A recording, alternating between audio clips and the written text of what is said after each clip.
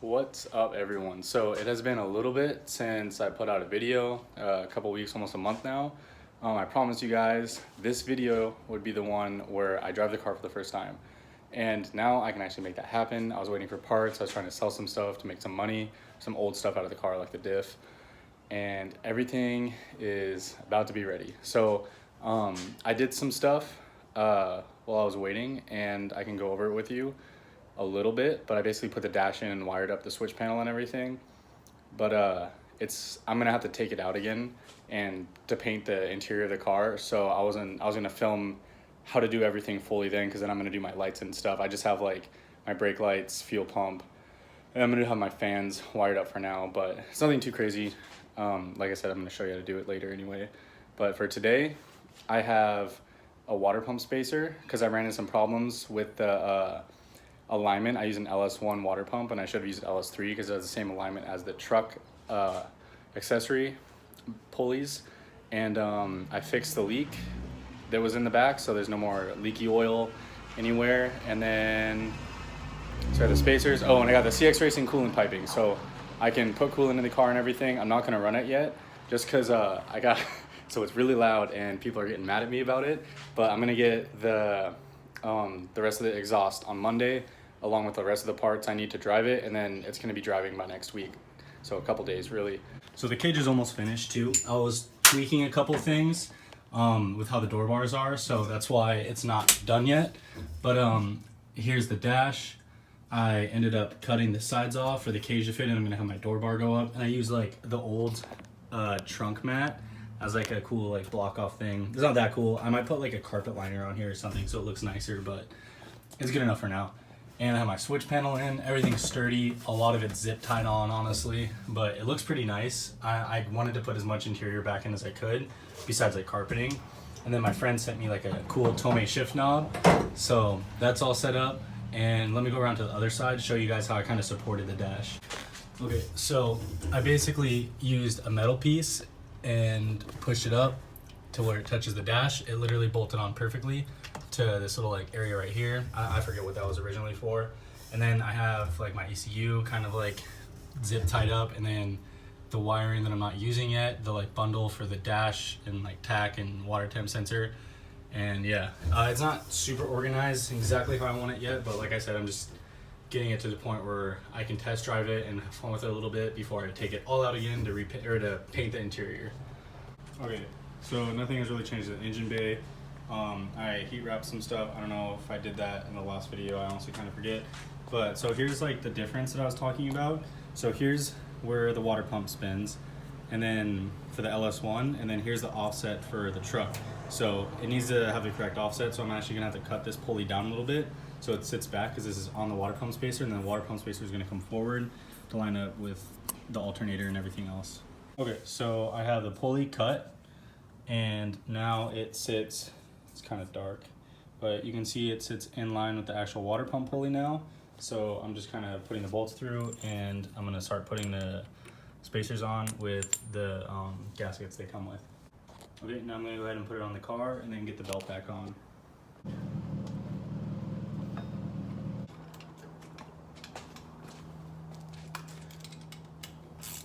So the belt's on, everything's lined up correctly now.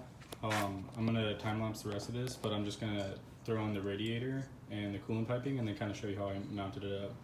But it's pretty similar to how like the OEM stuff is, and then the coolant piping kind of just falls into place.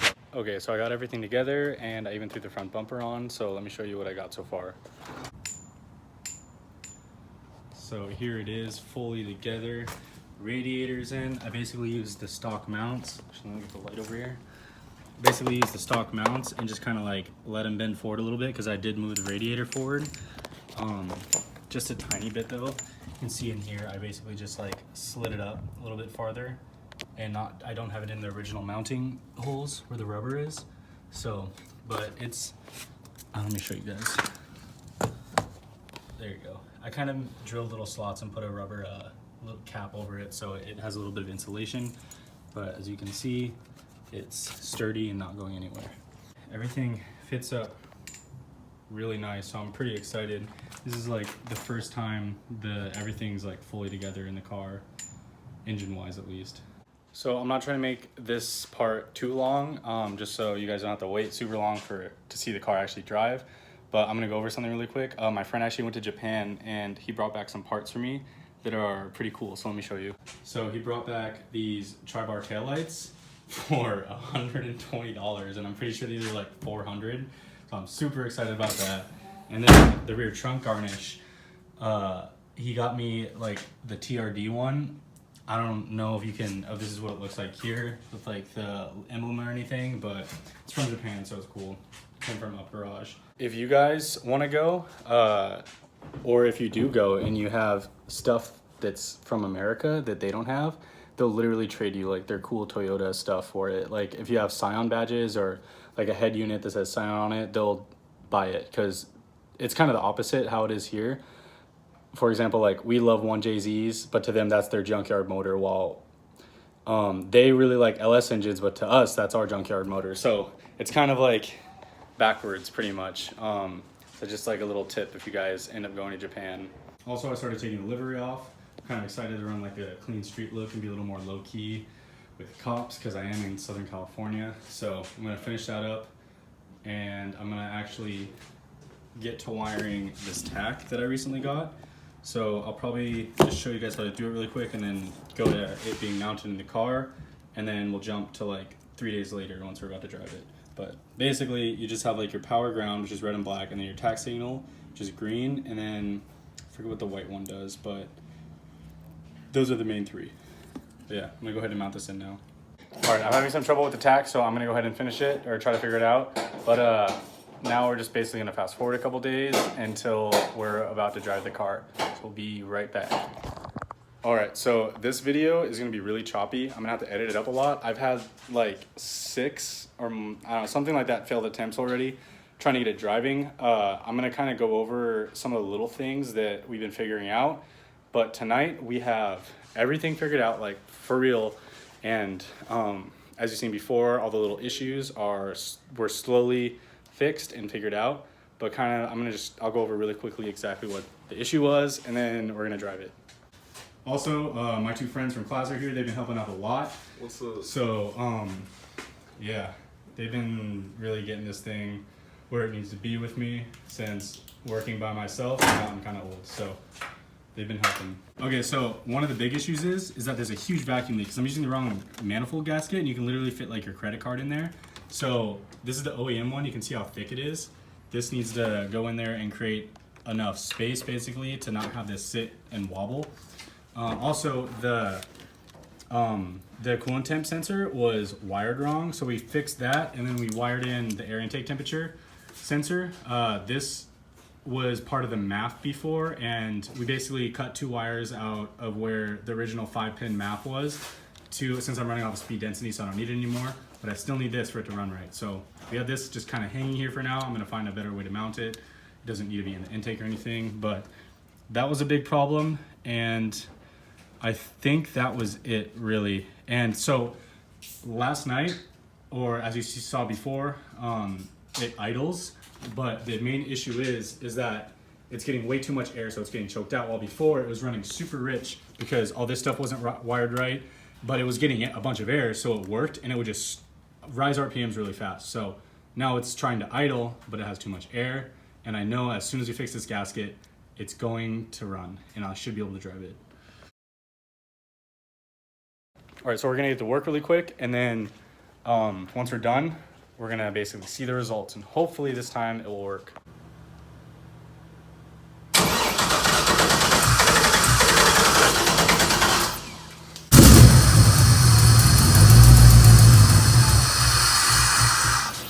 Dude, I think that's it.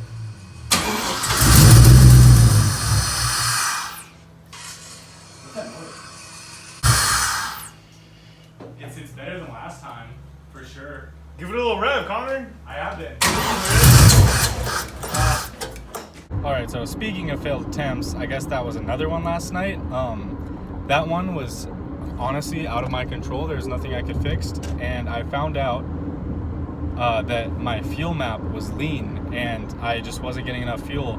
So there's like a slight confusion about like what injector size I was running when I got my ECU flashed at CBM. So I'm driving back from there right now. I confirmed the fuel map was lean, so he fixed it for me, and hopefully it should run now.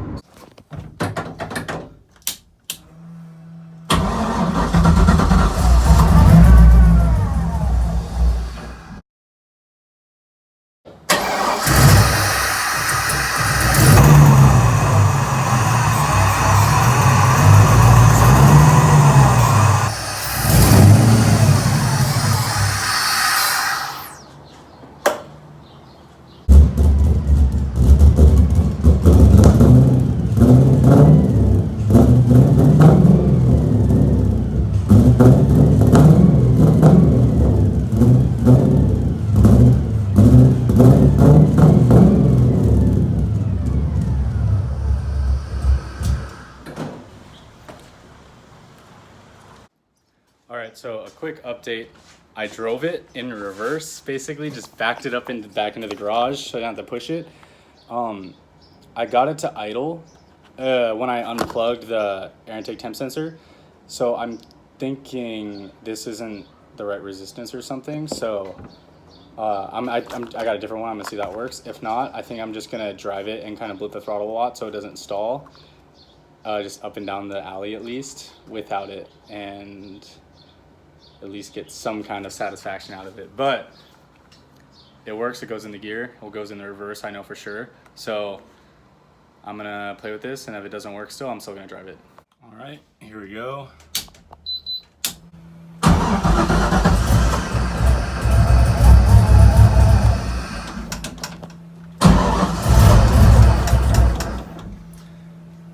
All right, so I think it's still not reading right.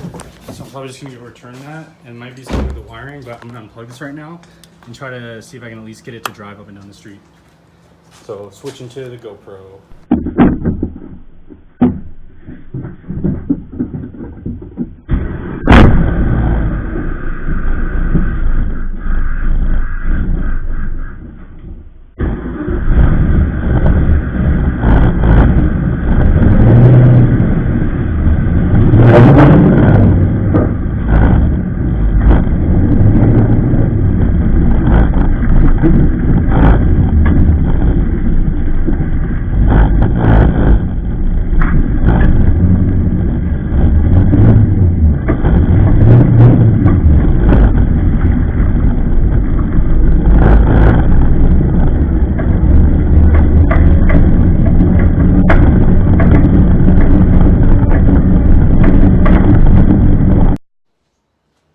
So driving it is, I can't go like past like 10% throttle without it wanting to die out. So there's like no power to it, but I went up and down the alley.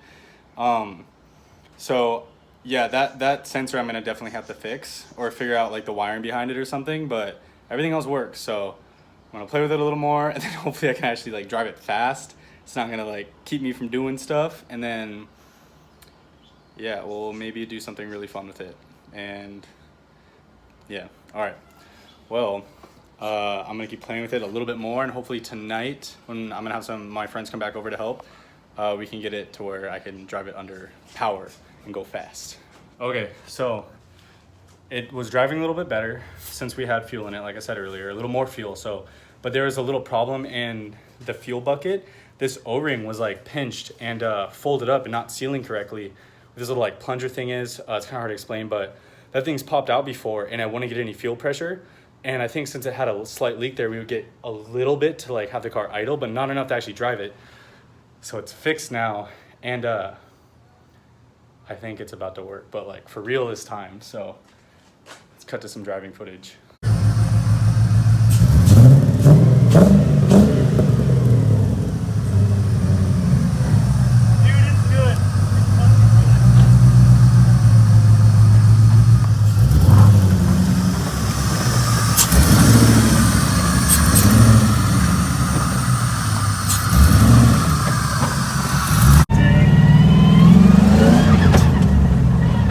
Oh my God, dude. Oh.